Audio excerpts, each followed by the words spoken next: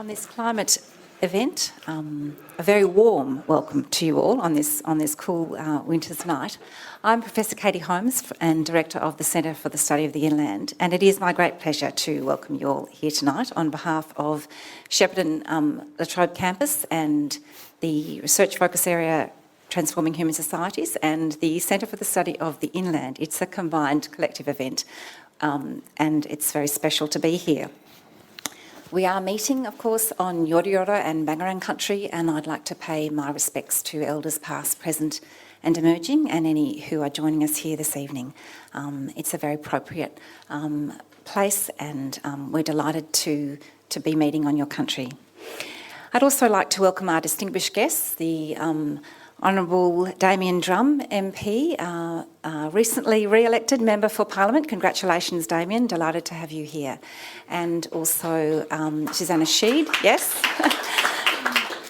This event was organised prior to the election, so we decided not to have any people standing as on our panel, but we knew that Susanna Sheed, as our other distinguished guest, would be safe in her seat, and I welcome Susanna as the local state member for Shepparton District.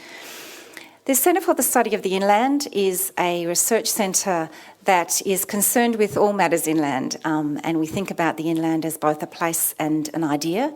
And we have particular interests in environment, climate, and in the movements of people around rural and regional Australia and Victoria. The Research Focus Area Transforming Human Societies, of which Laurie is the director, is a grouping of researchers that there's 5 research focus areas across La Trobe's campuses, and each of those research focus areas brings together people who really are trying to think about challenging wicked issues from multidisciplinary perspectives. Laurie and I have a long interest in matters to do with weather, climate and politics, and so we're keen election watchers and keen climate watchers. And early in the year we were chatting together about, of course, the federal election and how things might play out in the election and whether if climate would be an issue and what that might mean for Australia. And so we came up with this idea, run it past Elizabeth, of hosting an event in Shepparton, which we thought would be a particularly interesting area to watch during the election, and of bringing together people post the election to think about how the issue played and what were some of the motivating factors that inspired and encouraged people to vote in the ways that they did in the election. So that idea has now materialised and we're really pleased to be here, and I'm really looking forward to the event. Laurie Zine is your host for tonight. Laurie is Professor of Journalism at La Trobe University, and he came to La Trobe after 20 years working in the media, 9 of which were with the ABC, both in print and online media. And Laurie may be known to many of you for his work on Triple J. He told me not to mention that, in fact, he was the idea behind the Australia's Top 100. But he has gone on to do other great things, including the rollout of Triple J to a national audience and making sure that when that rollout happened, it included regional Australia. Laurie also is the author of a recent book called The Weather Obsession. So, like me, he is weather obsessed. Laurie. Thanks so much, Kay. Welcome, everyone. Thanks so much for being here tonight. The polls got it wrong. I think we all know that. So what factors really did determine the result of the federal election? There's been a lot of analysis, and much of it's focused on how the coalition win points to the failure of Labor to hold on to votes in regional Australia, especially in Queensland and Western Australia. But the rise of independence has also been a powerful disrupting force in votes in Australian politics.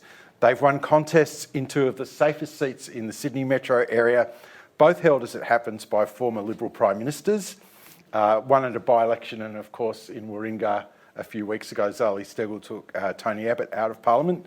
And in regional Australia, the picture's even more volatile, with independent candidates and populist parties shaking up what used to pass as normal voting behaviour. So why is this actually happening?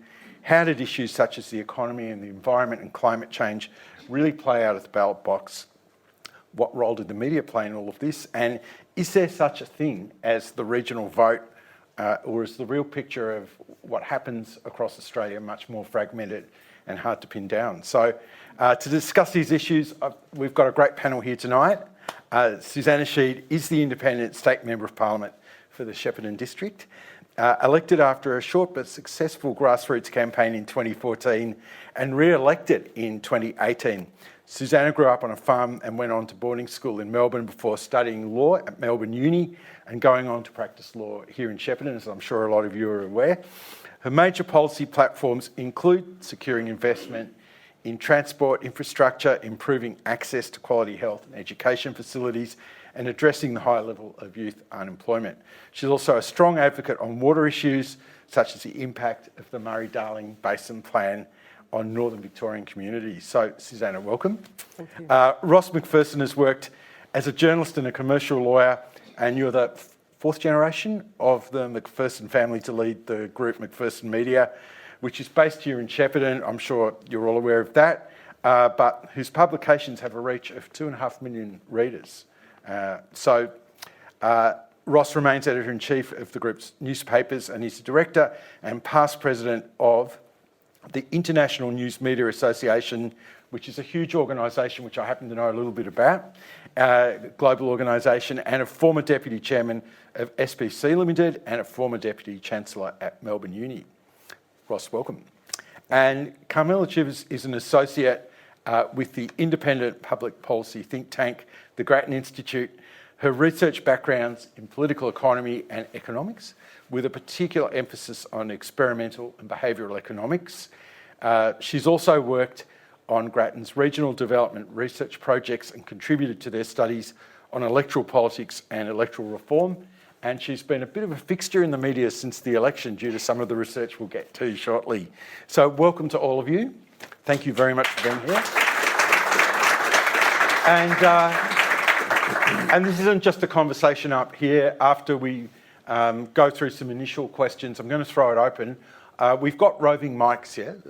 So all I'd ask is before you speak that you've got a microphone, and we want this to be as much of, it's a forum, not just us talking up here. So we'll work the room in due course. Okay. So all right, but I'm going to start, Carmela, just asking you a sort of big picture question, because you've crunched a lot of data of how we voted in 2019 and correlated voting behaviour, particularly to our proximity to capital cities. Yeah. What did you come up with? Yeah, that's right.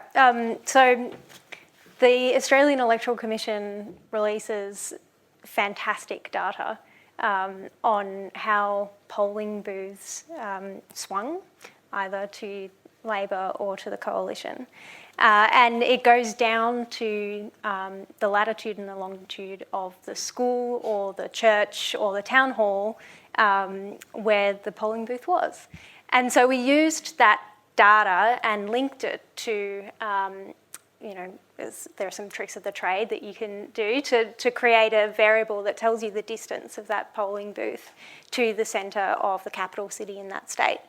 And what we found was that there was a fairly strong correlation between distance to the Global Post Office, which we chose as the middle of the city, and the polling booth. So as you move further away, the swing to the Coalition went up. So that's quite interesting. We weren't that surprised necessarily. That's at a national level. When you look at it at a Victorian level, though, it didn't hold as strongly. Victorian regional electorates are slightly different. And again, for other states, it's quite strong. So in Queensland, that relationship was even stronger. It's not just distance, though. I think actually the strongest correlation we saw was between the level of higher education in the area that the polling booth was in. What does that mean, though? So it was the We're a university here, so I've got to ask that. So what we did was we took the postcode of the polling booth, and we said, in this postcode, what's the share of people who have a bachelor's degree or higher? Mm-hmm. And in states like New South Wales and Queensland, the higher the share of people with a bachelor's degree in that area, the higher the swing to Labor. And then that relationship was quite strong all the way down. Wow. So the lower the level of education, the higher the swing to the Coalition. I want to return to that theme a bit later, and also with respect to recent studies on our engagement with political issues in the media as well. From what you're saying, that whole binary of urban and rural, though, is a little bit too complicated to pin down exactly. That's right. It is tricky, and there will always be local factors that play out in how an electorate falls. Yeah.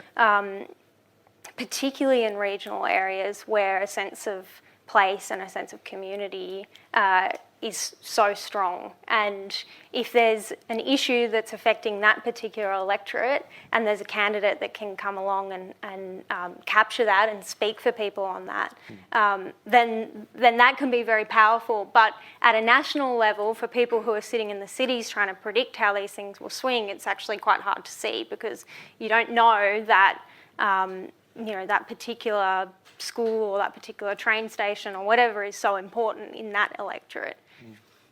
What about economics? Because the major parties really did make pitches based on you'll be better off if you vote for us to their base, and obviously the swinging voters as well, which they're an increasing number. How much does that tell you about how people go on to vote? So this was really interesting. We also looked at the average income of the postcode that the polling booth was in. And wealthier electorates swung hard towards Labor and everyone else swung to the Coalition. So lower incomes, moderate income areas, they all swung very hard to the Coalition. And that's interesting because a lot of the policies that Labor were proposing, say franking credits or negative gearing, would have impacted people in the richer electorates more. And yet for some reason, those booths in those electorates were swinging towards Labor. So Labor's campaign worked perfectly well for people at a particular socioeconomic level living close to the capital cities and dreadfully everywhere else. That's a pretty good summary. Okay, all right. Okay, we'll come back to some of those themes. Susanna, I want to ask you a bit about what you make of all of this. I know you weren't you had the luxury of not actually running in this election. You're securely re-elected as a state member. But, next to this region, Indi has just gone into its third term of independent representation. So in this particular region, people are really, and Mildura as well, and I think the seat of Mallee's just been called, but that didn't go according to plan necessarily as well. What are voters telling you when they talk to you about why they might shift to voting independent? Probably a number of things, but in this particular election that we're talking about, there's no doubt that the water issue in the north of this electorate was a really important factor. And within weeks before the election, Tony Burke came out and said we'll be doing more buybacks and we'll be lifting the cap on the buybacks. So it created the spectre of the government coming back in and just buying up willy-nilly water out of the area, and we all know the devastating impact that that's had on our region. So we've now got 59% less dairy farmers than we had in 2000. Our milk production has reduced by 40% since 2000. We here in the GMID have borne the brunt of the whole of that Murray-Darling Basin Plan rollout, and it's acutely felt here, and there's a sense that we're the ones who've given up the most. And so when Tony Burke came out with that, it was like a gift to Damien, really, because Damien knows the water issues too. He and Littleproud had secured that sense of security around the 450 only months before. So it really highlighted a very significant difference between Labor and the Coalition. But I also think that we have an ageing population, and all that franking credit stuff, and it was just stuff in a lot of ways because a lot of the detail was hard to understand and people were confused by it. I think that there was an overall sense that we're going to be worse off, generally. Our older people who are heading towards retirement, may well be worse off under Labor as well. I do see those as two really significant factors for this part, for this northern part of the region, and probably even going further south. Regional communities are ageing communities. Most of our children don't live here anymore. They live somewhere else, and you could go around the room and you would find that very few of our children have come back to the region. So it's just a fact. Is that something you, as a state member or any politician, know? Do people look to you as someone who can bring people back into the community and stop the drain of younger people out of here? Well, I'm sure they would like me to, but I think everyone recognises that recruitment is truly our biggest issue. Yeah. So we don't have enough educated people in this region. We're building stage 1 of a new hospital, and we hope to get stage 2. And at that point, we'll be needing new employees, which will be 4.5 times the number of employees at SPC right now.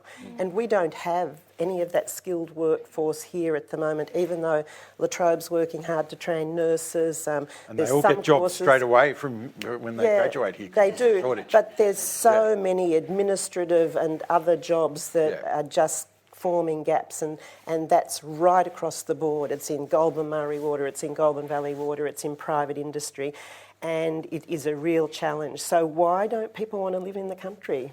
And I think that's a really troubling question for us. And it's been around for a long time. Yeah, and I think it's very much driven by poorer educational outcomes. So people who are educated and have been away and look at coming back are often people with younger families, and they're looking at the educational opportunities. So here we have all our private schools flowing over and with very little capacity to expand, except there is a new Catholic school being built, and we're in the process of building a Shepparton education plan because our 4 secondary colleges are among the worst in the state, and we just saw Henrietta Cook's article in The Age yesterday that confirms what poor outcomes regional kids have in terms of just educational outcomes, but aspiration, ability to be able to go away and to get an education and think that they're actually good enough to do all of those things.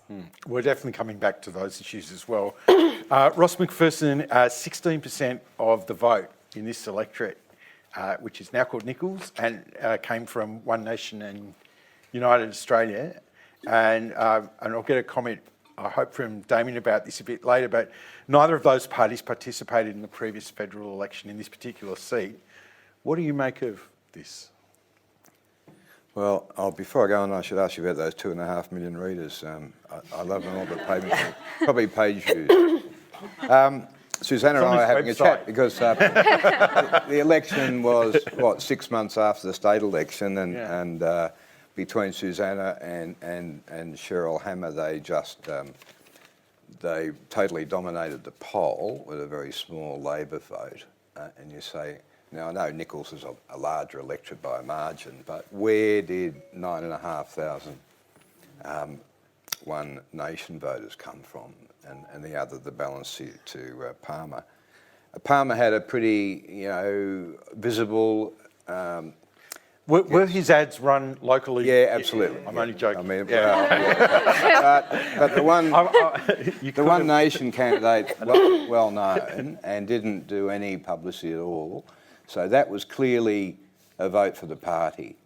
And so where they came from is interesting, but it does seem to reflect that same effect that we saw in Queensland, that urban country divide. There'd be the shooters and fishers and a few other people in that category, but a lot of them were still here in November and probably voted for Susanna or Cheryl. So you'd have to assume that it does reflect the impatience and irritation with the government and the way its appalling record over the last 3 years and if not 6, and how it just failed to govern, and yet they didn't like the other offering either. So a sort of a protest vote. So plague on both your houses. Pretty much, yeah.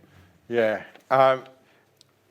the media's role in the election. There's been a lot of discussion about that. How did you see that play out from where you sit? Well, yeah, I mean, Shorten, that was his excuse, wasn't it? And I don't buy that either. I don't think we have any impact at all on the elections locally. There's 5 people read the editorial, my mother and the candidates. And so that's our opinion piece. And then and our journalists do work, our editors work very hard to try and give a balanced sort of opportunity, probably too much opportunity sometimes, but every candidate gets a really good go. So, but I think again it's probably the older segment of the population who have a bit of time to look at that stuff. Young people just aren't engaged in that at all. Can I ask you about that? Because a survey or a research project released their survey findings yesterday, which showed that Australians are becoming really switched off from the news. And there's it's an academic area of research I've recently discovered, just news disengagement. Is that connected in any way, do you think, to any of the sort of disruptive changes we've seen in the media, where there are fewer journalists on the ground covering local issues? Is that feeding into more apathy about what's happening in politics and civic engagement, or is that just conjecture? Well, no, I think it reflects a lack of trust in all sorts of institutions. It's the banks, it's the media, it's the politicians, and people. And in the media's case, it follows, probably 30 years now of, if you like, checkbook journalism and knock down the door journalism and he said, she said journalism, and people are just weary of it. You hear the comment, and I think it was in some of the research you mentioned, that a lot of people find the news too negative. You turn on the ABC News at night and it's just the same as the others, and it's all about gloom and misery and car accidents in Melbourne and disaster. And that's not the way people interact with life. We've all got issues to deal with. And I think the populace as a whole is not that interested in some of the things that the media talk about. And so when you had the raids last week on the Australian and the ABC, and there's this, the commentariat going berserk and outraged by this threat to democracy, their feeling out there in the community is pretty ho-hum. And say, well, why should we trust these people from the ABC and the Australian any more than the government saying their government secrets? I mean, their behaviour on both sides has been demonstrably unimpressive, over a long period of time, and people don't trust either of them. Why should we worry? And it's probably too early to tell anyway. So, and that disconnect just perpetuates itself. So I had this experience at the physio the other day, by the way. Yeah, while one of my discs was being repaired, I was being asked why should we care about raids on the ABC. It was a very painful conversation. Carmela, can I bring you in here, because you've looked a lot at these barometers of trust, and I've seen in one of your charts a trend where there's a period, 15, 20 years ago, when we seem to be trusting politicians, and it seems now we're not really. Yeah. What's happening? There has been a trust implosion in Australia. The level of trust in government these days is scarily low.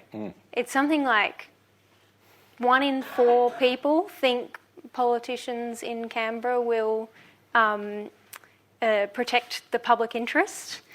1 in 5 think that they'll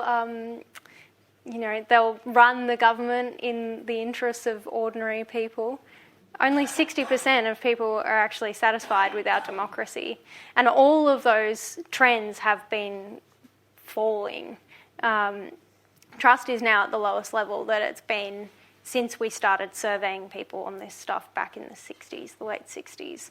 So it's pretty incredible, and it's actually across the board. Trust is lower in regional Australia, and it's always been lower. But the gap... Why in regional Australia? I think there's a sense that there is a disconnect there between people in regional Australia and the politicians in Canberra, and Scott Morrison was trying to capture that really when he was saying, I'm trying to get out of the Canberra bubble. I think that actually resonated because a lot of people do feel there's a Canberra bubble, and that creates a sense of distrust and you know, for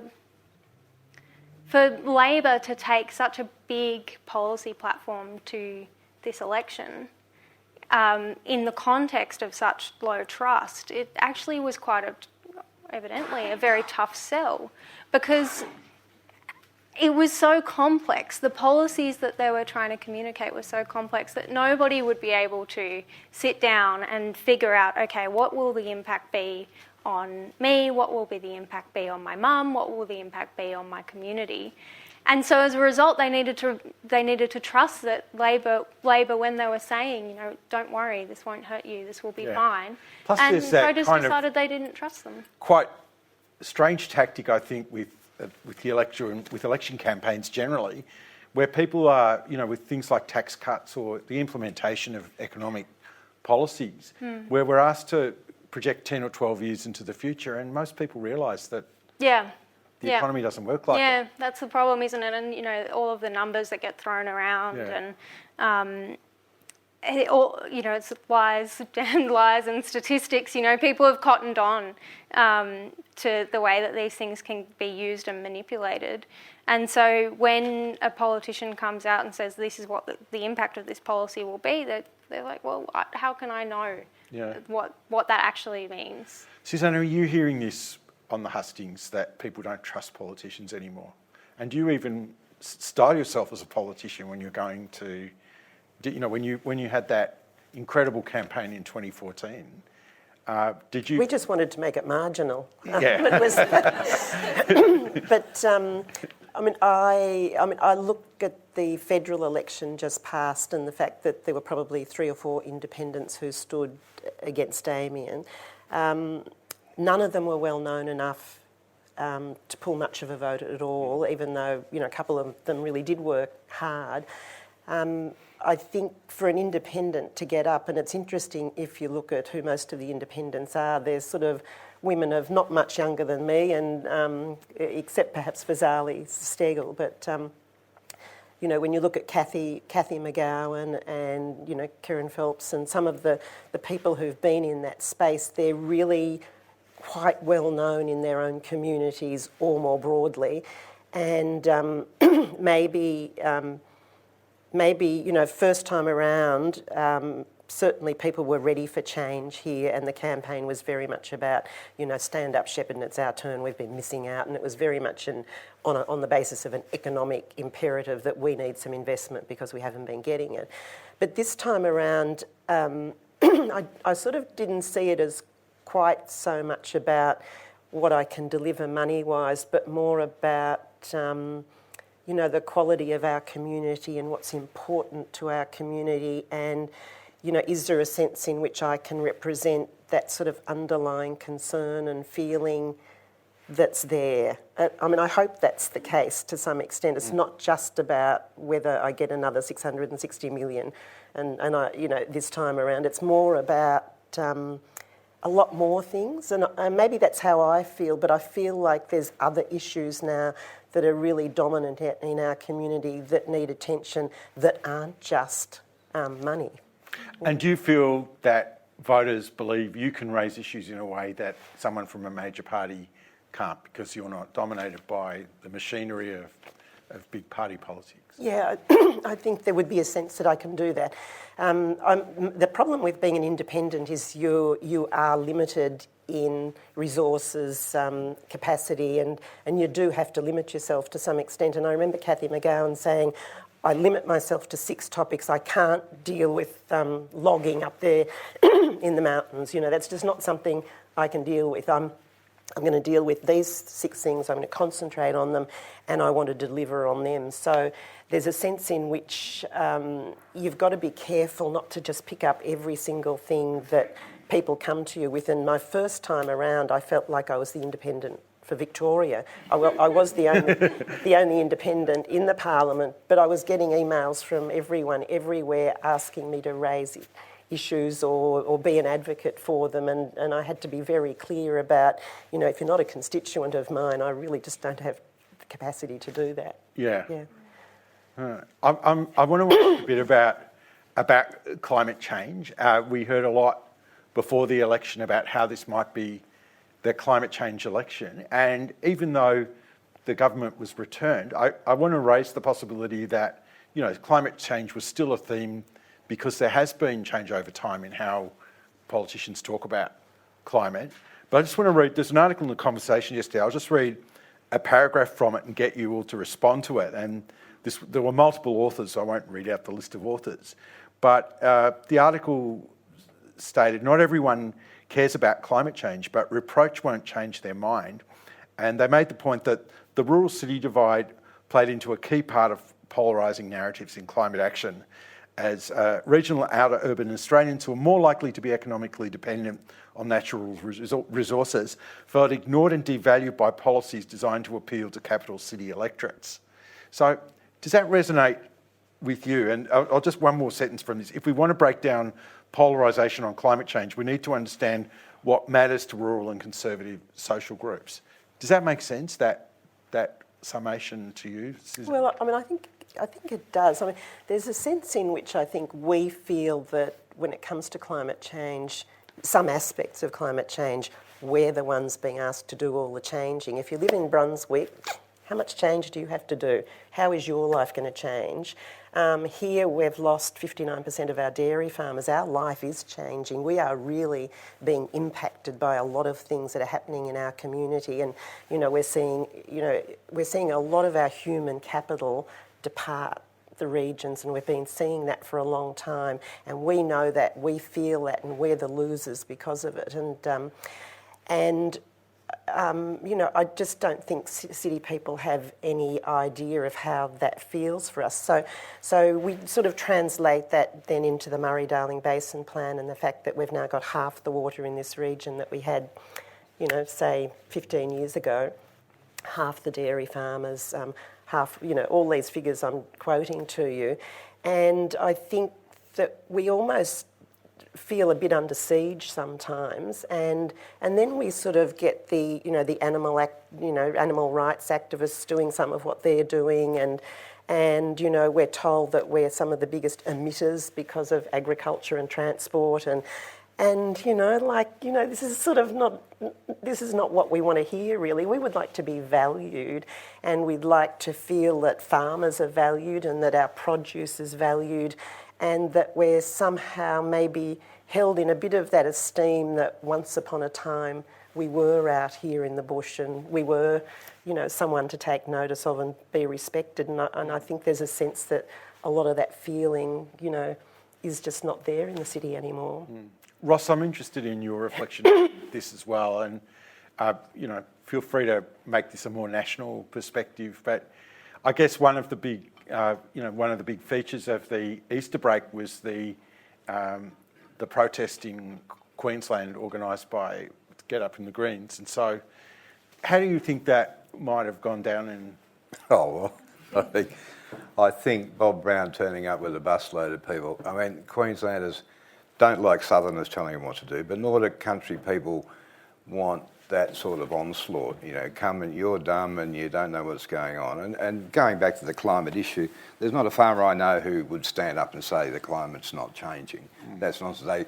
They've been watching the rainfall patterns for the last 15 years with the systems move further south. But they've also got generational knowledge, and they know about the really severe droughts at the beginning of the last century, and then the really severe dry period during the Second World War. And they look at the Millennium Drought and say, is that worse than then? Or, there are complexities about that whole picture. And they've heard the Club of Rome in the 1960s, predicting doom within 20 or 30 years didn't happen. So, people are rightly cautious and questioning, and getting back to that issue about, can I trust them to produce on this policy? They're not going to leap in a certain direction when it's just not clear necessarily. But equally, there's a huge support for solar panels, and people are interested in electric cars and doing their own thing. So climate action's divisible. And at the Adani end, people are saying, I think broadly in the country, but certainly in Queensland where their jobs are at risk, what's one more coal mine mean when you look at what China's producing, hundreds of new coal mines, India's doing it. We understand the issue overall and meeting our climate obligations, but is it all about one coal mine? You know, what are you on about? And there's all these jobs at stake. So I think the Bob Brown thing didn't help anything at all. Carmel, how do you see that this played out? I think any time you have a sort of top-down approach to such a big policy issue and a big change that we have to undertake in the country, people are naturally going to respond strongly against that and say, well, who are you to tell me that, you know, we have to accept this level of change? Particularly, you're right, when, you know, the people in the city are probably not going to feel the impacts of it as much as you would be feeling it in regional Australia. I think there could have been a lot more listening to people in the regions and sort of a more respectful conversation about what we are going to do as a country about this. And, you know, how we can spread the burden a little bit more fairly, perhaps.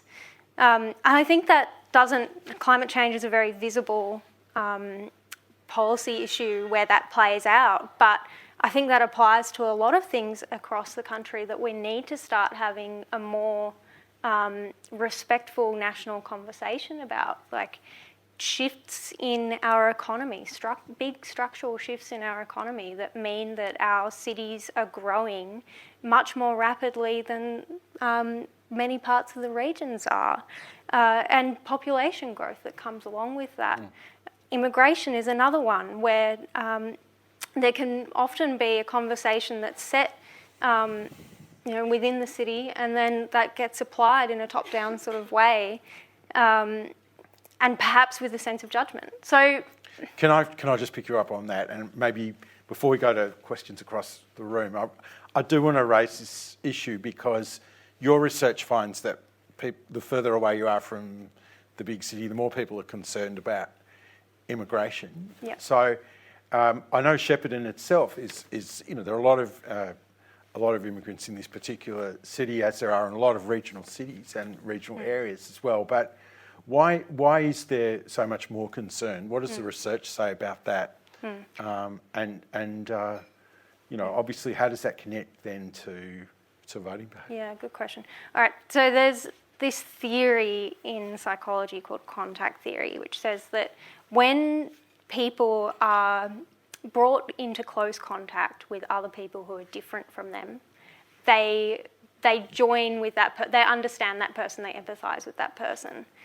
But if you're never coming into contact with that group that's different from you, you're more likely to feel threatened or unsure about them. So if you live in an area where there are few migrants, you're more likely to be worried about the level of immigration in the country, and that's why in regional Australia you tend to see higher levels of concern about immigration. Now in Shepparton, I know you have quite a strong immigrant community here, so I would suspect that the attitudes would be slightly different. Susanna, are they? What's your take on this? I think the attitudes are different, but I wonder how many of them are here tonight. That's a good point. And when I go to things, I often wonder where are more people. It's often the same players, and of course politicians are always at these things, so you get to observe that at a lot of multicultural events, out of this population, it's often the same group that are there. It's not a really wide embracing, but in terms of, you know, the acceptance generally, I think there's a general acceptance, but the intermingling of the newer generations of migrants, the Afghanis, the Iraqis, and all the African nations, is happening more slowly. But the Albanians who came back in the 30s are just part of the furniture, really. Like, you know, there's some groups that have just melded into the community, and you know, they're just there, and you don't really think of them as being migrants anymore because they've been here for quite a few generations, but with the newer ones, and I suppose, you know, when you see black Africans walking down the street, you're seeing a very different demographic to what we've been used to. But we've been seeing that for probably 10 or 12 years now, and they're part of the community, but they're struggling to be integrated in terms of jobs and you know, access to certain things. So, but probably others were too, like other generations and waves of migrants would have found it hard initially too. So I think we probably do it well, but we could still do it better.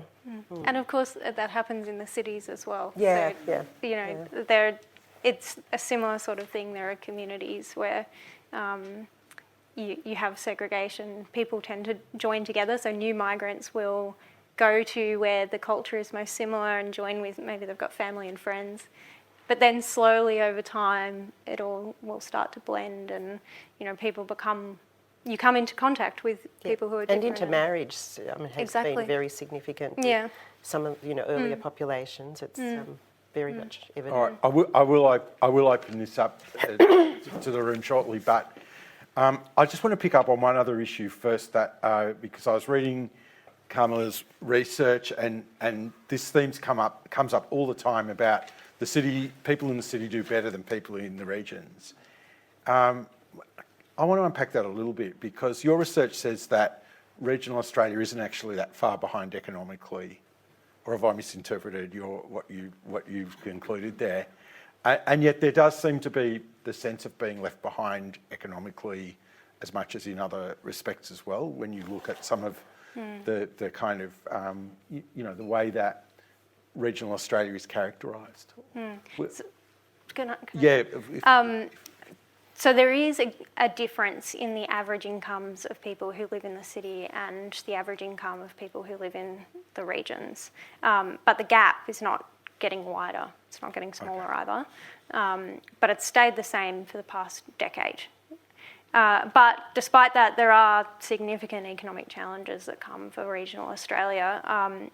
And the biggest one, I think I've touched on it before, is that we have enormous population growth in our cities, whereas in the regions we're seeing consolidation from small regional towns into larger regional centres, and then from regional centres again into the capital cities. And that trend is having an impact on the way that what life is like here. That is changing.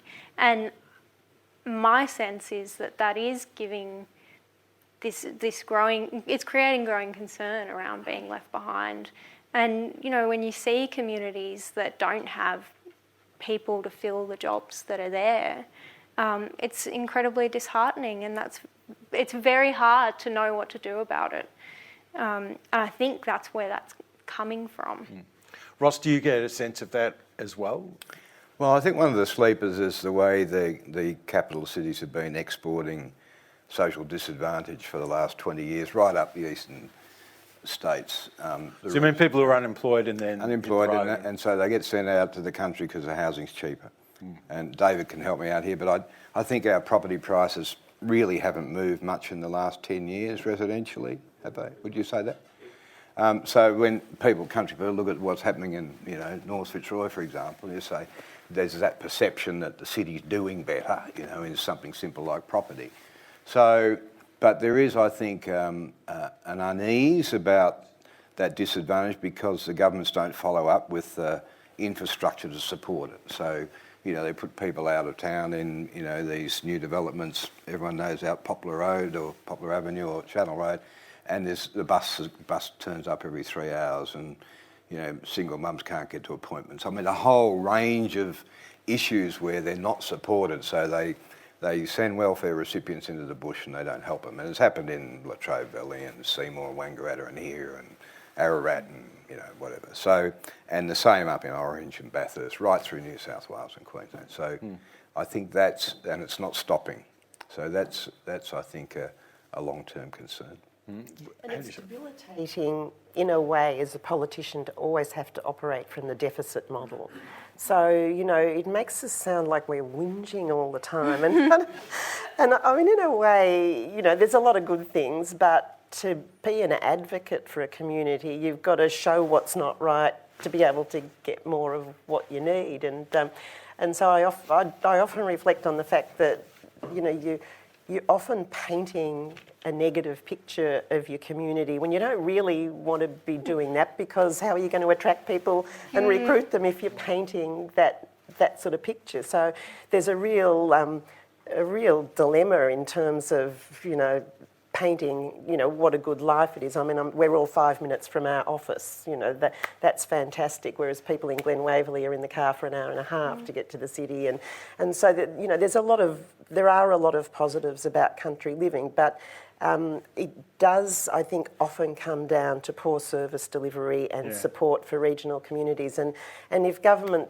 don't see the population there, then they don't want to give it to us. But is this all out of reach of policy, Kamala? Like, are there ways that are these problems that just can't be solved without massive scale interventions that would prove, you know, unpopular, dwarf franking credits in terms of, you know, confusing and confounding communities?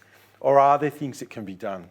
And I know Australia's got a history of struggling to deal with decentralisation, historical set of problems around that, but can these problems be solved?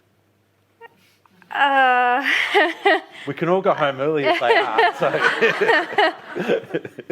I don't know. I've been trying to figure out an answer to that for the entire time that I've been working at Grattan, which is 2.5 years, and I still don't know.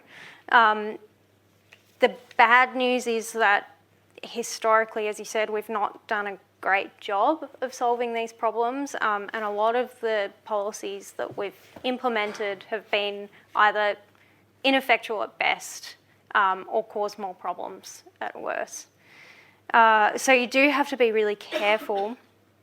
I think, you know, we really should be doing more to, as I said before, we've got to start having a better conversation with people in regional Australia about what is actually needed in specific areas and specific cities and specific localities, and start delivering that, because it seems like the response has been to devise some regional development program that looks really good on paper. You know, then you go out and you have the hard hats on and the media comes out and takes photos. And then 2, 3, 5, 10 years down the track, what has it actually become? It's something that nobody actually wanted in the first place, and it's been left to rot with no maintenance, you know. So I could see a case for doing more sort of locally based grassroots community development, and providing, like federal government providing funding for that, and just give it to people who live here and say, what do you want? Do it. I think we need to be more connected. I mean, and there would be those who'd say fast rail could be, you know, of great assistance. So have more cities, satellite cities, with fast rail connecting us, and then we wouldn't feel so isolated, and you know, people can buy a fabulous house in Shepparton for $600,000, but that's your bottom of the range in Melbourne, and so people would be more inclined to move and live and make their home and their community here, but they might still work there. But it sort of just has this sense, and people are working on it, that it might develop and grow your community and make it. But it's also one of those policies that seems always to be there but never quite gets on track, so to speak. So, yeah. All right. I promised we'd go around the room, and I'd like, if people have got questions or comments, just put your hand up and a microphone will come to you. Great. I'd just like to ask all of the panel, we've got a problem with the loss of water in a climate change situation where we're going to have ultimately more variable rainfall. Why are we constantly pushing the water further and further into the more arid areas of Australia, or of the Murray-Darling Basin, I should say? I had to travel to Adelaide on quite a few occasions in the last few years, and I saw massive plantings, sort of from from Swan Hill North out into South Australia, and at the same time we're hearing about losing water from this area. So I presume there must be economics in this somewhere, but with the loss of water into the dry areas, how are we managing to achieve this? Why are we letting this happen? Yeah, well, we shouldn't be letting it happen. And so, I mean, people say that it takes, to deliver 1 megalitre to Mildura, it takes 2 megalitres from here, So it's sort of a no-brainer that you shouldn't be doing that. And so people have been talking about that for a while. Also, where we, as part of the Murray-Darling Basin Plan and just the trade that's happening now, are pushing water down our Goulburn River at high levels, undoing 10 years of environmental work that our catchment management authorities have done to plant reeds and, do all sorts of things on the banks of the river, all being washed away, to deliver that water downstream to Sunraysia and to South Australia. And it's just nonsense. And I think with the price of water the way it is now, it's only just coming home to roost to those almond growers that they're just not going to get the water that they want. But the reason they've been doing it is because almonds had this really high price, and so per megalitre they could make a hell of a lot more money out of buying that water than a dairy farmer could dairying here with it. And so we've had this real mismatch, and it has been pouring down there. We're working with the Victorian government to try and make them stop those inter-valley transfers at those levels because they're damaging the environment. And under legislation, if that's happening, it's a reason to slow down those transfers. But the losses in the river because of that are very real, and we've got to do something about it, and we need to be using irrigation water close to the source. Yeah. Ross, you've been involved in irrigation projects as well. Yeah, but I can't add to that. Okay, all right. I'll just give you the opportunity. David McKenzie might have something to say about that, to add. I mean, that value equation, water moving to the higher value has been happening for a long time. And where it leads... I suppose government policy at all levels for a long time on all sides of politics has been designed to let the productive resource go to the most highest value use. But it's really ignored the social and economic impact of that and the distribution impact. So there's winners and losers across the basin, and this area has lost its productive resource and its environment's being damaged. So you start to see a bit of clarity around what's happening the more you look at it. And so we've got people like Duxton Investments, and we've got Blue Sky Alternative Investments who've just gone into receivership with a $40 million water fund, and they don't own irrigation land, so they're just dealing in the trade of water, and they are really skewing what's going on in the water market. And I think there was this notion that the free trade and let the free market take care of it and all of that was going to be okay. But we've now got these players there who are influencing government decisions and who are buying up large amounts of water and are not using it for productive use. And I think people are getting really angry about that. Really interesting. Yeah. And feel free to have your hands up while we're talking so mics can come to you. Yeah. Yeah. I'd like to say I think all the issues that have been raised and are being discussed are really important. But for many, many of us in this region and throughout Australia, the single most important one is dealing with climate change. This country has ignored it, more or less, for the past 20 years. And if we don't do something in the next few years, everything else we're talking about will mean nothing. This part of the world will become uninhabitable. So I would like to hear from the panel what we actually need to do as a country to get some positive change. Thank you. Who would like to start? Well, I think what we're seeing happen is the states, because the federal government can't deal with it or won't or whatever, The states have been trying to deal with it, and in particular Victoria and South Australia, I think, have really taken the lead on renewable energy. And Victoria's got a Climate Change Act that passed a couple of years ago, and so there's this overview of everything they do's got this this sort of lens across it. So the states are taking the lead often when it comes to climate change, because on a federal level, it's just, I don't know. Nobody seems to know. Yeah.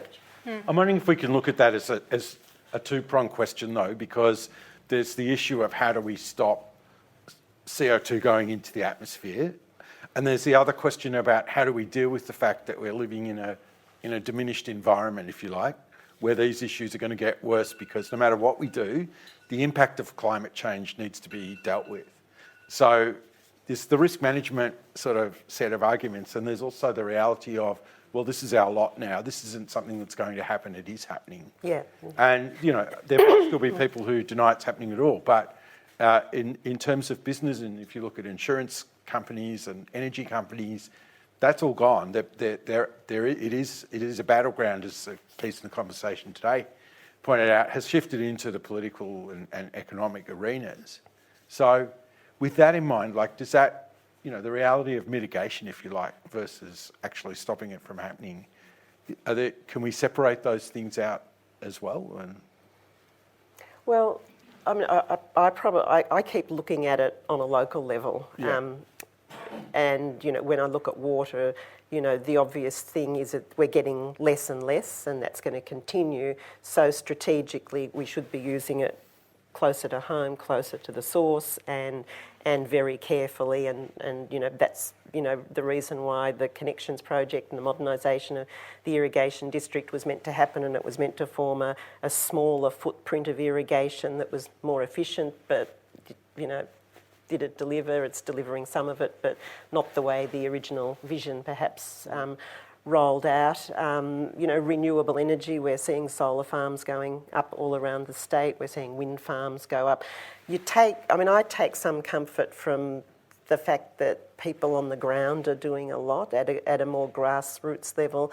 People are concerned about it. We've got a high uptake of solar panels on roofs. So people on a basic level are concerned, are doing things, but there's almost a despair at the big picture. And, I think there's people really wanted to see in that election, and, I know we all voted the way we did, and you've got those figures, but I think there was a general sense that we would have really liked a strong climate change policy and a strong energy policy. And I reckon that was across the board. I mean, I heard that everywhere that I went. People really wanted that. They wanted leadership on those issues, and they weren't the issues. The big story, one of the big stories in Britain that wasn't completely Brexit in the last day or so was Theresa May getting up and saying, before I leave, I want to make sure what we're committing to is, zero emissions economy. And she's a Conservative leader. Japan's gone down the same track. Ross and Carmela, I'll turn to you on this. Why is it that we can't, in policy terms, align ourselves with those kind of goals? Is it because of the fact that our economy is so engaged with emitting, with coal and with the emission of CO2, or is it just a lack of political skill or political nous? Well, I think clearly the politics have gotten in the way over the past decade or so when it comes to climate change policy. I would agree. I think that it shouldn't be a partisan issue to take care of our environment, and regional Australians, people who live in the country, are probably even more aware of what is going on with the climate and the environment around them. And I don't doubt that, you could convince people to take action and perhaps lose something or give something up in order to protect the environment and do something about climate change. What do we do about it? I think it's a good thing that we have individual action, and that certainly helps build sentiment within the community. And ultimately, politicians will have to respond to community sentiment.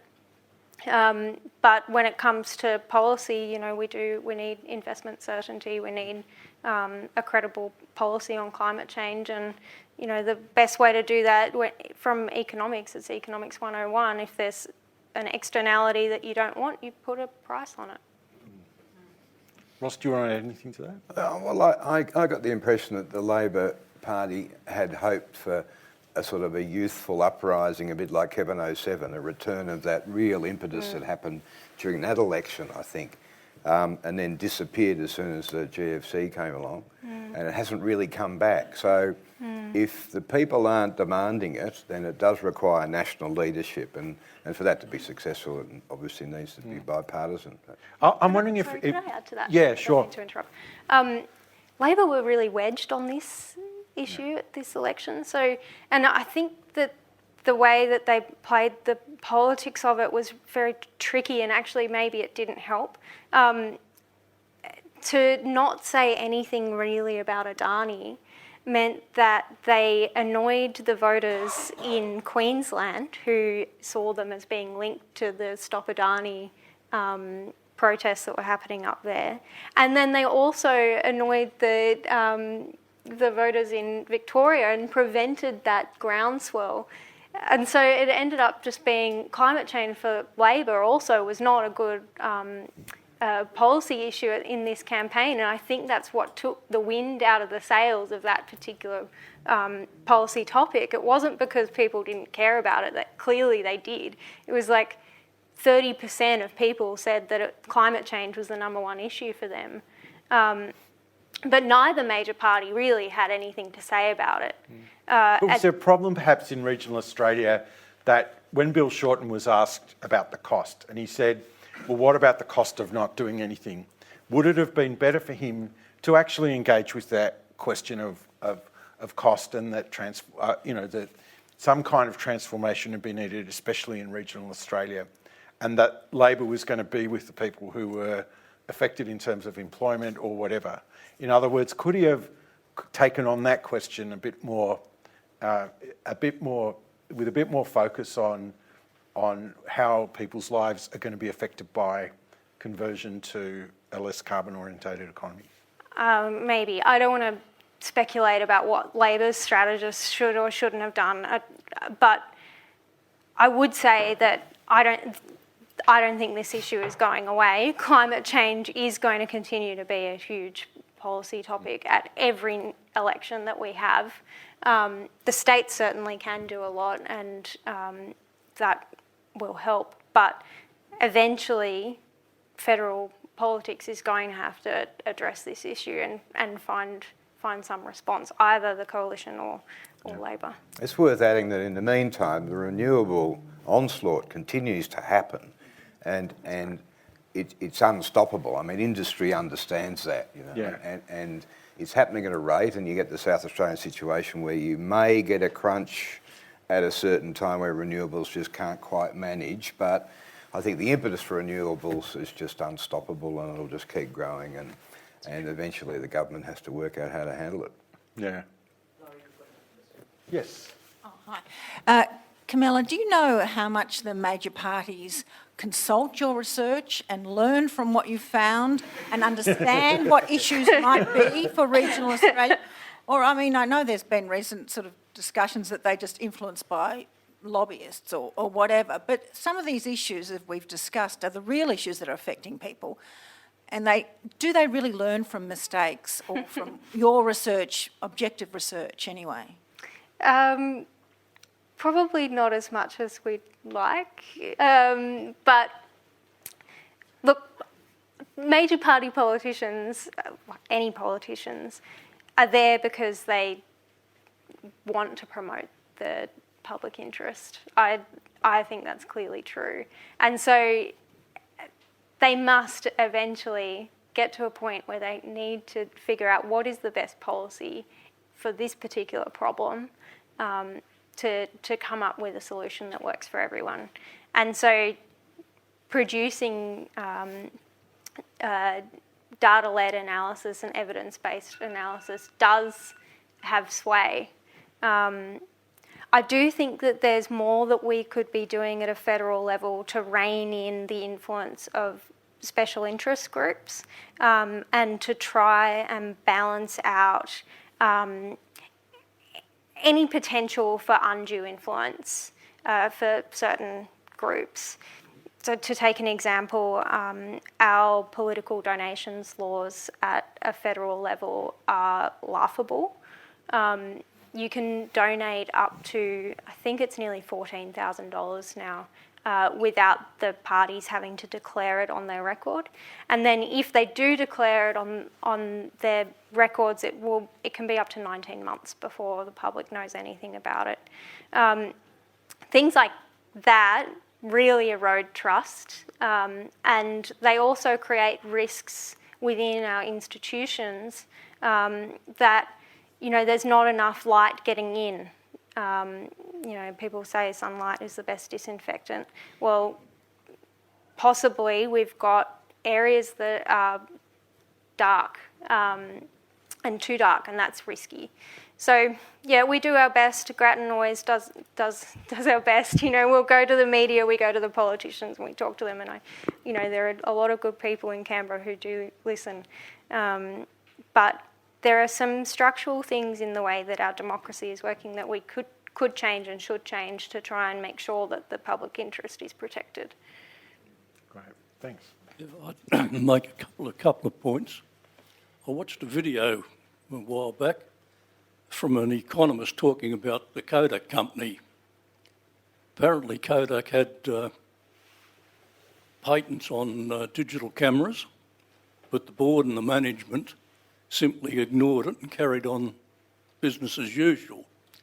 Now, I think you all know that Kodachrome is no longer king of the photography castle, and Kodak has been virtually submerged by Samsung, Panasonic and the rest of them.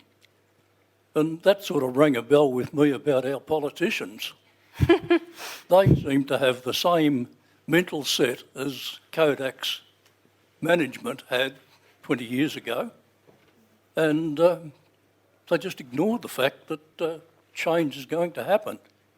Fortunately, I think there's firms in Australia that will make change happen, but I believe a bit of leadership from the government could make it happen quicker.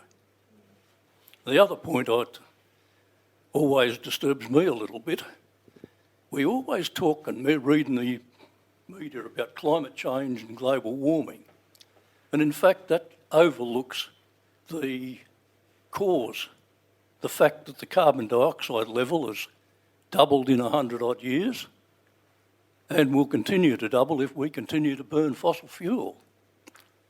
And it gives people, by not focusing on the carbon dioxide level, it gives people the opportunity to say, well, in the past the climate's changed, there's been droughts, there's been desertification, floods, but those changes weren't triggered by carbon dioxide. And by not looking at the cause, people can get away by just saying, well, the effects are natural. And there are moves to embed carbon dioxide reading within weather bulletins in some countries at the moment, specifically to address the point that you've raised, to actually remind people that there's a way of measuring something that's changing. And you know, when we went past 400, that started to spur that particular movement on. The report that was published the other day with the equivalent carbon dioxide 4 times the historic level. Would anyone like to Anyone else like to comment on that? Just on the disruption thing, I mean, corporate history is littered with companies like Kodak. I mean, it's more the rule, really. And so I wouldn't pick on politicians. I mean, I think politics is a different thing, really. You know, in a sense, I'm quite pleased the way the polls got it so magnificently wrong with this election, with Brexit and with Trump. because what it's saying is that poll-driven way of responding to in politics is just about out the door. And I think it's going to get a lot more politicians back in their electorates and really out there and talking to people to hear what... And You haven't had an opinion poll since the election, by the way. Exactly. How long can this go on for? I mean, they're in serious trouble because people don't have landlines anymore. So either the pollsters have to spend a lot more money door knocking, or they've got to figure some way to figure out where are those mobile phone numbers they're talking to, and that's not easy. So, but I mean, that representative part of politics is really important. We want our politicians to understand our issues and talk to us. At the other end, you're looking for some sort of national vision and leadership. And that's good, but it's also dangerous. It's risky. You can easily get voted out. So it's something they've got to kind of weigh up. And timing, like for Kodak, is everything. And I think there is a time for national leadership on issues. I'm not sure it's there on climate change yet. I just don't. I think there are too many if, buts and maybes. You know, there's no doubt power prices are rising. We're getting some pretty hot days in summer. But 46, for example, which we got twice in Shepparton this year, is about 114.9. And I remember that as a kid. And that's a long time ago. So, and now, admittedly, we didn't get a 3 or 4 week heat wave in those days. So I accept that it's getting hotter and I can see the rainfall patterns. But there are people around who've been around a long time, and the scaremongering doesn't help. It's 114.8. I just want to correct you on that. 114. Okay. So I'm a weather nerd, but, so yeah. But I think it's taking the people with you.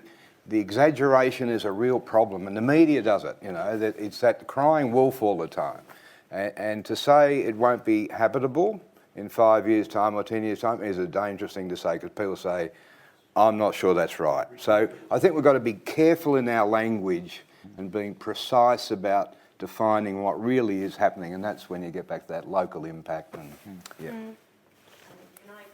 We've only got about 20 minutes left, people, so there are a number of people who want to ask questions. Ross just made a great point about being concise with our language.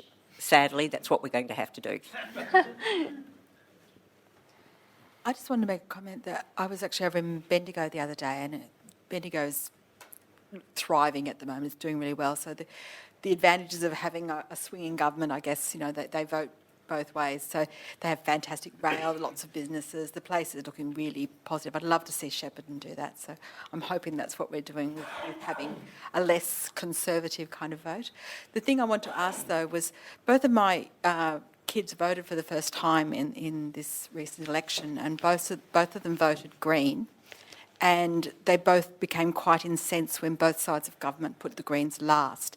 And I'm wondering if we are missing the point on young people coming through, because as they come through voting, they are saying, we're getting it wrong, you guys are getting it wrong, and they're voting another way. Is this kind of a surge that we're kind of missing the point on, because I think the government's ignoring it? I'm not sure that there's any evidence that it's a surge For as Greens. a result of the vote. Yeah, but The Green vote overall did go up, slightly up. Up, yeah, nationally. okay, yeah. Yeah. Not as much as you would expect for a climate change. But of course, election. that plays out so differently because, you know, it's a much higher vote than the National Party, but that, although that doesn't factor in LNP in Queensland, but that obviously the concentration isn't the same except in the seat of Melbourne.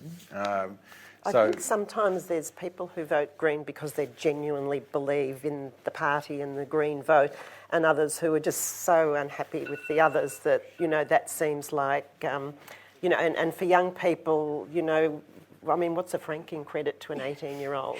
You know, I mean, it's just too hard and it doesn't resonate, and whereas, you know, the climate and the future and our future and, you know, I mean, there's a lot about the Greens vote that has a lot of appeal to a young person, and there's a lot that is still very unmanageable to understand in both the parties' agendas, particularly at that election. I often think if the coalition had gone with the NEG, and I don't even ask me to explain what the NEG is now, I can't remember all the detail, but people were ready to really to really embrace the neg because it was something, you know, like... National Energy Guarantee. Yeah, like in the absence of anything else, we would have grabbed that and hung on to it and thought that was a policy we could go with, and it was the coalition's policy, but they didn't. They just dropped it. Well, there was a change of Prime Minister for some reason. And so disappointing. Yeah.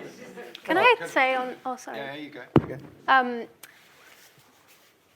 I have two points on that. So much was made about the number of young people registering to vote after the same-sex marriage survey, and when we were leading into this election, I saw quite a few articles saying, "Oh, could this be the young people's election as well as the climate change election?" And young people tend to vote more progressive. The problem with that view was that it confuses the number of people who are signing up to vote with the share of young voters compared to the share of older voters. And because we have an ageing population, the share of voters who are older is much, much larger than the share of voters who are young, even if you have a lot more young voters signing up, and it's, you know, you say, oh, I can't remember exactly what it was, but we've had an extra 20% of young people sign up. Well, it's a really small number. It's 20% of a small number. So it still ends up being a small number and doesn't end up. And a lot of them would have signed up anyway. Exactly. Well, yeah. Could I just pick up, sorry? No, go ahead. Peripherally on the Bendigo comparison. I know what you're saying, but I think one of the interesting things about Susanna and then Damien, who have both actually done a switch in a sense, you know, that Damien from Liberal to National and Susanna's an independent, we've had an enormous amount of money come into our region because of the two of them, enormous. And the bankers at the back of the room will tell you they've never been busier. My Melbourne friends come through and say there's a lot of cranes around here. We're very busy in construction and commercial activity. Retail's facing the same issues that it is in Bendigo and everywhere else around the country. Small retail, I think, with the big box. But we're actually in a pretty positive moment, and we've been talking about a lot of problems, but I think it's a bit of a golden era, I think, for this region, you know, and we're hoping that they'll both continue to do well for us. Damien, did you want to comment on anything that's been brought up so far? Well, did you got the say... microphone. I didn't see you had the mic, so yes. Well, I was just given the mic, so I figured I'd better say something. Did you say they've only got about 20 minutes? Is that all I've got? Yeah. Because you've given me a fair bit of ammo. So I fully believe in climate change. I really do. But do people really expect us to smash our economy when no one from the environmental side ever promotes the fact that we are 1.2% of global emissions, and we are moving towards 0.7 of 1% of global emissions. No one ever promotes that fact, and they make it sound as though everything that we do in Australia is going to have a direct effect on the climate that we live in. And if you're smart, you know that that's a lie. So why do people keep promoting something that is an absolute lie? When most esteemed scientists will tell us that whatever we do in Australia in a way of actually changing the climate is absolutely negligible. And yet our environmentalists just refuse to play this field. They refuse to talk this talk. And I get it that we have to set an example. We are a wealthy country. We have to do the right thing. But, you know, we're on track to smash our Paris agreements 5 years early. We are putting renewables into Australia at 4 to 5 times the rate of the UK, the European Union, Japan, China. So our renewables are going in, and people continue to say we're not doing anything. Like it's a joke. The conversation isn't honest. When are we going to talk about transitioning? What we need to do is we all agree where we want to be, and that is this really clean, renewable-driven country, taking advantage of our amazing solar. But we have to transition our nation in a way that no one wants to talk about.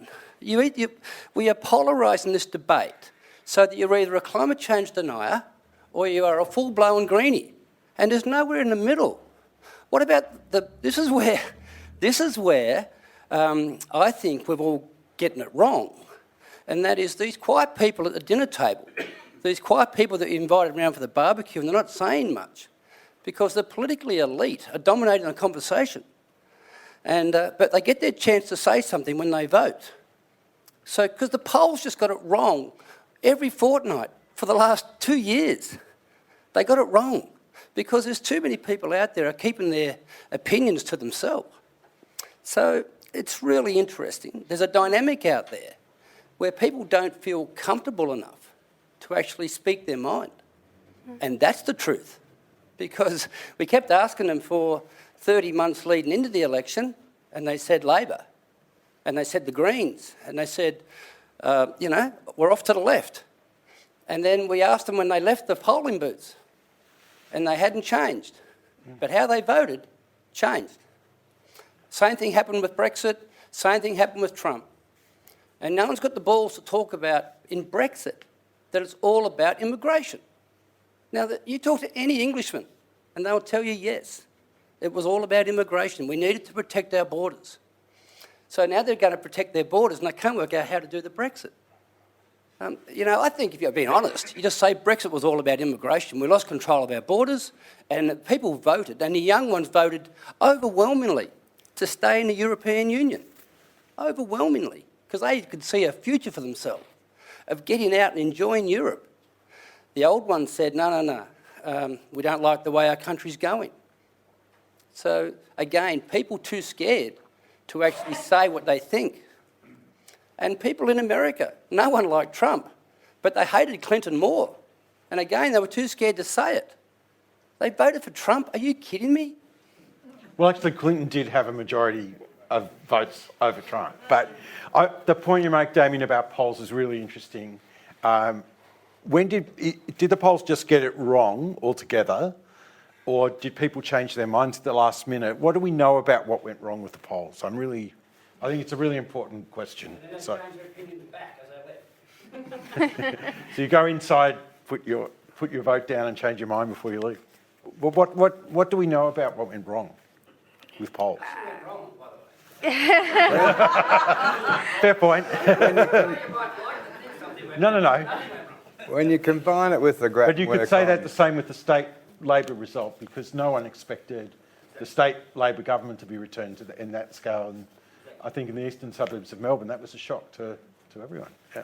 Well, when you were talking earlier about that disengagement, and so you put that lens on it, and I think it's fair to say most people aren't very interested in politics. The commentariat are, there's a group of people who love news and they love politics and all that stuff. Most people have got much bigger priorities, life and kids and family and love and divorce and all that stuff going on. And every 3 years they get a chance to vote. And they're forced to vote in our country, so they're not always in a good mood. But sausage sizzle notwithstanding. But they get that one chance and they are a bit disengaged. They watch what's happening. The issues Damien raised, right? People exaggerate. The media, people are telling them what to do and how to think, and outsiders coming in. They live their lives as best they can with all the challenges, and every 3 years they get a say. And we saw that in action, I think, during the election. Yeah. Weren't the polls right on Bill Shorten the whole way through? Yeah. But then the commentariat all said that, and certainly the Labor Party said that being an unpopular leader wasn't the main thing. And there were a lot of people who were not partisan who also took that particular view. So I think it's fascinating because I think that Newspoll did get the 2016 election right, 50.5 or whatever it was, but even Newspoll was way out this time. And so there is a mystery about what's happened to the site, because polling is sort of taken as a science. But it was a bit of an election where you had Morrison and you had Shorten. It was much more presidential in style, probably, than we've seen before. And I think people voted accordingly. There was a lack of trust for Shorten. Yeah. Yeah. He looked a bit slick too, I think, for a lot of people. And yeah, Morrison's a fatherly dork. Okay, we've only got time for a couple more questions, I think. Okay, sorry, yeah. And I can't see who's got their hand up first, so tell me. Yeah. As it happens, I live in Indi, and I think in Indi it's not just about the odd bridge well, it is about the train line, but anyway, that's another story. But I think having 2 terms of a really good independent showed people that it had the possibility to allow the community to have voice and know that they could speak and have an independent take their message to Canberra and not be in a situation where they feel that the party line is simply being brought back to them. But I see this also reflected in climate change and technology as well. So again, in the area, there would be a good 10 community energy groups. There's a number of microgrids being piloted and trialled on the ground, and a lot of people are really embracing the idea or the fact that new technology is giving us ways to tackle some of the climate issues at a localised level and in a decentralised way, and being able to move away from the past of the really centralised infrastructure. And I wonder if so technologically we can look at this sort of approach, but also from the political point of view, what are the factors that will allow communities to move those things together so that they've got greater control over the conversation, as we've talked about, and the way that the economy moves in their area. Comments? A lot of people talk about whether Voices for Indi is now a party. People talk to me about that and say, you've got nothing behind you. And I suppose what I say, is the community is my party, and, they're the sort of... and there's people out there in every part of it that I can go to for information or advice or to talk things over and try and, take the pulse as best I can. But, it would be really nice, I think, to have... I would love to have a party, having been an independent for so long. It's so lonely, and you're so out there. We can have a party after the 6 months. But you're so out there on your own, and you have to decide every issue and every vote in Parliament is my vote. Whereas I can lean over and say to someone, "What are we voting on?" And they say, "I don't know," because they've got a whip who just says yes or no. So you for want them. a party and a whip. But the point being that you do get incredibly resourced and supported by having a party or a group like Voices of Indi have got, and it does bring it together. But on the other hand, they all become then filters. So it's then a layer between you and the community. And so I've got what I've got, and I'll keep doing what I'm doing. I really like the fact that, Cathy's been able to hand over. That's an amazing thing, to be able to show that the independence job has been done so well that the community think it's worth doing it again. And we've got a bit of time to think about that. Because I will stand again, because I have to. It's sort of just... It's something that we probably need to think about in a way, because there's a lot of people who are simply not satisfied with the parties despite the vote, and want more of a direct voice. Is an incubator in a sense. Yeah, it's different. I think we're different from Indi. David, you talk about it as being more a lifestyle. Like, we're very much into...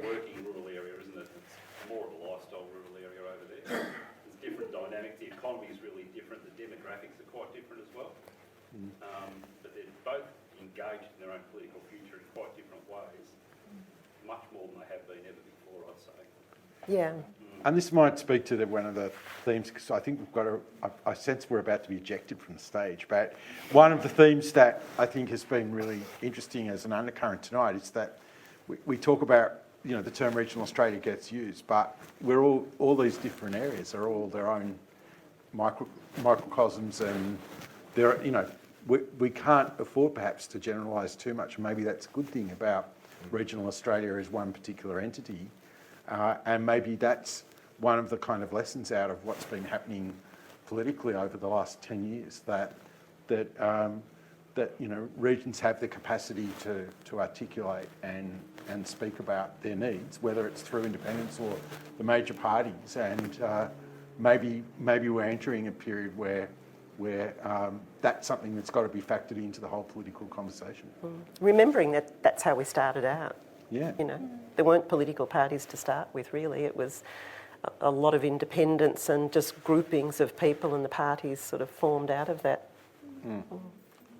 Right. One last question. Sure.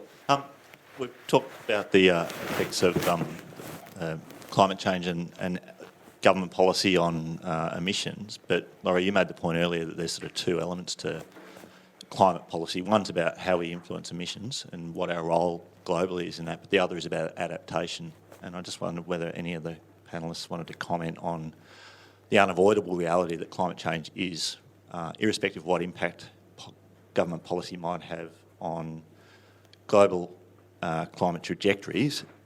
Climate change will have a huge influence on things like water availability. We're already seeing that.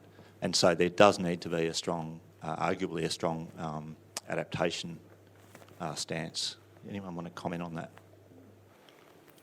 I mean, I suppose, when you talk about water, it's where, at the moment, we know there's we know there's climate change and it will become scarcer, and we're seeing that to some extent. But it's about where it's being used and how it's being used that is the topic of discussion at the moment for us. We're seeing it being delivered far away from us and it taking twice as much to get there. And so there's these, probably more practical discussions being had, and not all. But I think in terms of longer term policy, there's an awareness of that. And will we be able to do in the future what we do here? Will we end up going back to how we started out, which was probably very large grazing properties, with a few sheep and cattle and no irrigation? I mean, we wouldn't like to think that, because we can't support populations in regional areas unless we have something to base them on. So we've got to get smarter. And we see other countries, and there's a lot of adaptation happening here at the moment when you look at a lot of industries across our area in terms of, most of Coles tomatoes are produced in a, undercover up at Kattunga, and, there's lots of really innovative things happening, and I think it will be through innovation that we'll learn to adapt, but we haven't been getting on that probably fast enough, and we need to do better.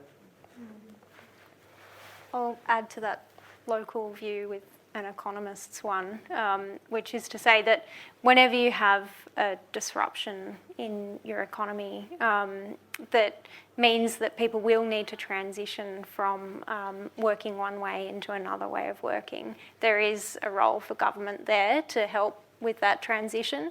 So it might be, for instance, providing income support payments for a period of time. We do that with drought at the moment, to help people find their feet and figure out what to do next. Also retraining and making sure that there are support mechanisms there for people to be able to find a way to work in the economy as it is, rather than the way that it was. I wanted to address the climate change question a little bit more. There was a lot that you said that I agree with. I think that we should always consider the costs relative to the benefits of implementing a policy. That is core to policy analysis. And you should look at what is the distribution of the costs and the distribution of the benefits. And we could be doing better, I think, at having a conversation nationally about what that would look like in addressing climate change. And making sure that everybody does feel that, the policy that we choose or the response that we choose is fair, however it is that we define that. I would also say, though, that even though our impact overall on global carbon emissions is small, Australia is has historically been seen as a leader, a first mover. If you look at our history, we have implemented big policy changes before, like we gave women the vote. There are things that people say that, look at the way that Australia does it, compulsory voting. And I know those aren't economic issues, but I feel like there is a space for us to show leadership here. We are such a wealthy country. We could do something about this in a way that's fair for us and is sharing the burden fairly. And I think that's important because this is going to have an impact on whether we can live sustainably in this world, and I think we do have to address that. Ross, did you want to add anything? All right. And is there a final question? No. There's not? Okay. No. We really have run out of time, guys. Unfortunately, obviously, this is a conversation that could continue for many hours on, and I would certainly encourage everybody to be having these conversations frequently, but I do sadly think we need to wrap it up at this point. I just want to thank our panellists tonight, Susanna, Ross, Carmela. Thank you so much for agreeing to be part of this and for such a stimulating and engaging discussion. And thanks to everyone who participated, whether by asking questions or listening or whatever, or laughing at my jokes. So thanks so much to everyone, and thanks so much to all my colleagues at the La Trobe Shepparton campus for putting this on as well, and for these great flowers, which are incredible. I've never been on a podium with flowers like this, so thanks so much. And I'm going to hand over now to Elizabeth, our campus manager, to... Thank you, Laurie. Yeah. So, as the head of campus here at Shepparton, it has been my very great pleasure to have this event here at Shepparton.